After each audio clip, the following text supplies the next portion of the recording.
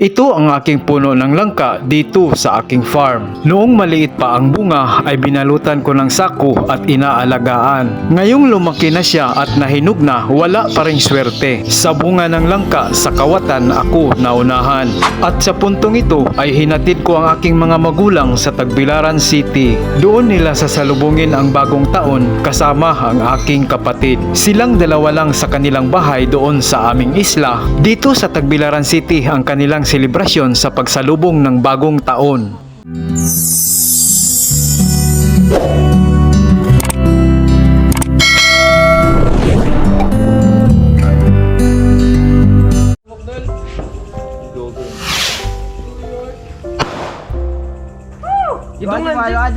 Merry Christmas!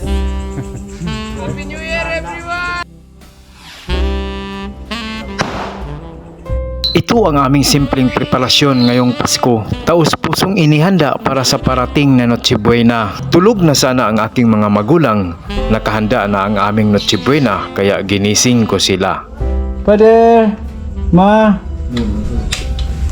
Hey! Merry Christmas! Mother! Merry Christmas! Merry Christmas, ma! Merry Christmas! Merry Christmas, Mother! Mother! Merry Christmas! Oh, Merry Christmas! Balan! Balan! Merry Christmas!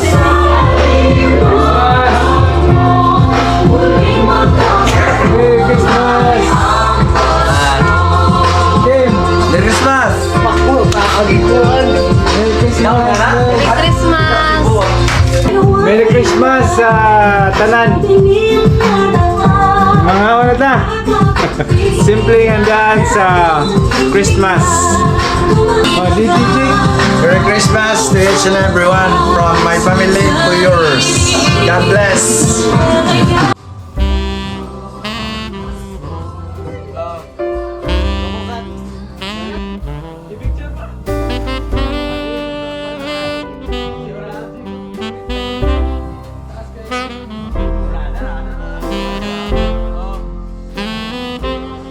Oy, sige na! Sugod na! Ito yung aming handa. Simpleng handa namin. Oh. Meron tayong... Kung saan ito nga pangalan eh? Mango float. Mango float na? Simple lang ang aming preparasyon noong nakaraang Pasko, basta't meron lang mga pagkain na mapagsasaluhan at masayang magsama-sama ang buong pamilya. Tulog pa sana ang aking mga magulang pero ginising ko sila para kumain sa Noche Buena. Pagritira mo, ma? Papas, pagritira. I still remember first day of the year when we Ito ikaw, ano mo, Ken? Graham. Yeah, and spaghetti. last forever like snowflakes in Kinabukasan pagkatapos ng selebrasyon ay pinapunta ko ang manggugupit dito sa aming bahay para pagupitan ang aking mama. Mahaba na kasi ang kanyang buhok kaya aming pinapagupitan para pagsapit ng bagong taon magandang tingnan. Atong manggupitay si Nang Pili. Guwapo mo yung wat. Nato be? Gupuha na mo. Ado yung manigaw katiguang ako rin natiguang ko din daghang trabaho. Ang tanan na nga. At sa puntong ito, bago ko ihahatid ang aking mga magulang papuntang Tagbilaran City, ay sisilipin ko muna ang mga binalot kong langka. Isang buwan nang nakalipas, baka ito ay nahihinog na. Ngayong araw ding ito, ay samahan ko ang aking mga magulang papunta sa Tagbilaran City. Doon kasi ang kanilang selebrasyon ng bagong taon. Kaya samahan niyo muna ako dito sa aking nyugan. Ngayon ay nandito tayo sa Area 3. Dito sa nyugan natin mga ka-frontier. Pumunta tayo dito dahil titingnan natin yung langka natin kung nahinog na ba. Tingnan natin. Uy, nako, dalawa ito. Kaso lang, naunahan tayo mga ka-frontyard. May nagnakaw na naman. Oh, yan yung pungango ng ating langka, yung isa. Malaki pa na, malaki sana yun ah. Dalawa dito, dalawa to. Naunahan tayo, nakuha na ang isa. Tapos itong isa ay malaki na oh. Masikip na yung sako. Oh. Ah, hilaw pa. Yung isa malaki na rin. Ah, hilaw pa ang ating mga langka.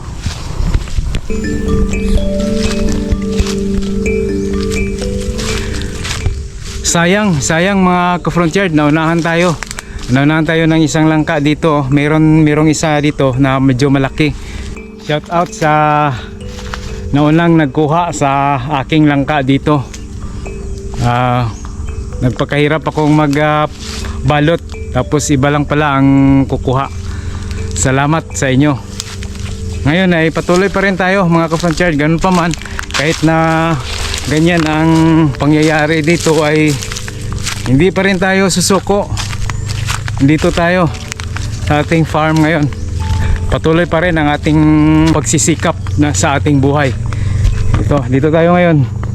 Ito ang makikita natin dito sa aking area 3. Puro nyugan na malalaki, mamumunga na, at saka nag-uumpisa ng bumabawi na may mga bunga na sila. Ayan o. Ito ang sinasabi ko sa inyo mga ka-frontyard, na kapag bihira ka lang pumasyal sa iyong farm, ay mayroong mga taong masipag at saka madalas pumunta, nagbabantay sa ating mga tanim, na kung pwedeng pagpunta nila dito na pwede nang ma-harvest, ay i-harvest nila, uunahan nila yung may-ari. Kaya ito ang nangyayari sa atin. Kahit na merong gate ang ating, merong bakod ang ating lupa, ay pinapasok pa rin nila para kunin ang ating mga tanim, bunga ng ating pinaghihirapan. Kaya pag may mahuli tayo, ay ipapakulong natin para hindi mamihasa. Ipapakulong natin ang mga kawatan.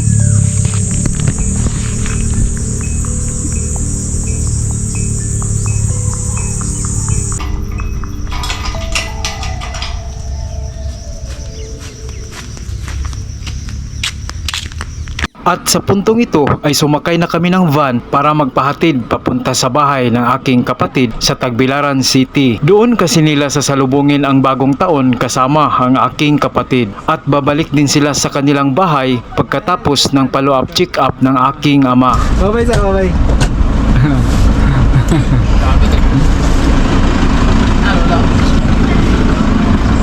bye-bye. Dali na ba?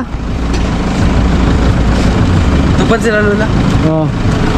Malaki ang improvement ang nakita ko sa mga paa ng aking ama. Nakakalakad na mag-isa, basta't may sipag at tiyaga, tiwala sa may kapal, at anong hiling mo sa buhay kanyang ibibigay. Dati ay hindi kaya ni Papang humakbang sa hagdanan pataas, at ngayon ay kayang-kaya na niya ang hakbangin.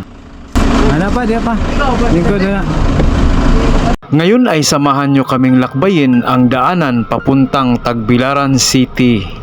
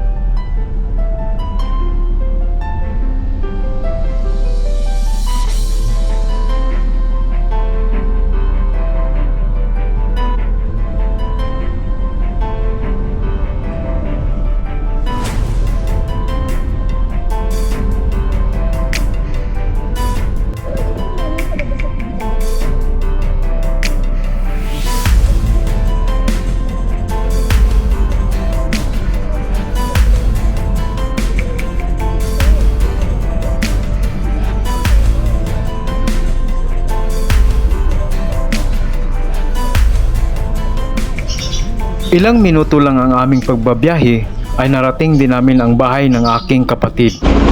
Abot na si Father there. Father!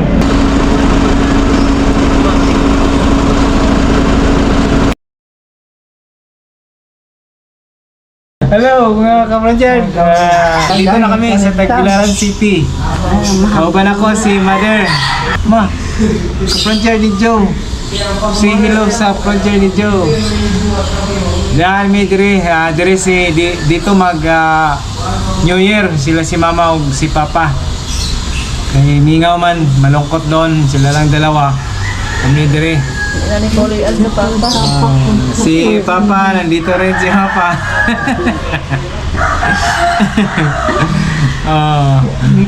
Dito sila mag New Year. Babalik sila pagkatapos ng New Year. Babalik sila ng Panggangan. Babalik sila sa bahay nila pagkatapos ng New Year. Ma! Mother! Nice love.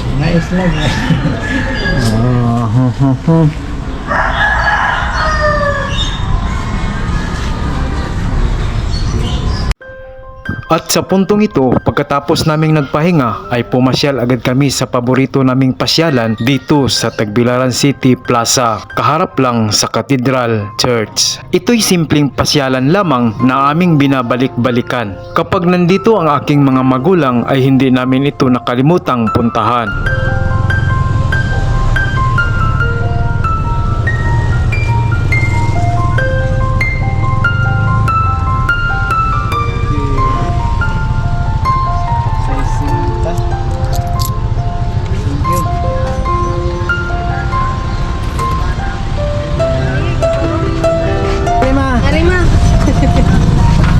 Arima, naot ka ma.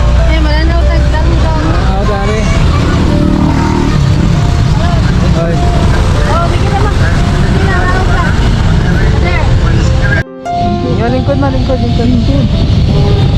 Lingkod. Okay, lingkod ba?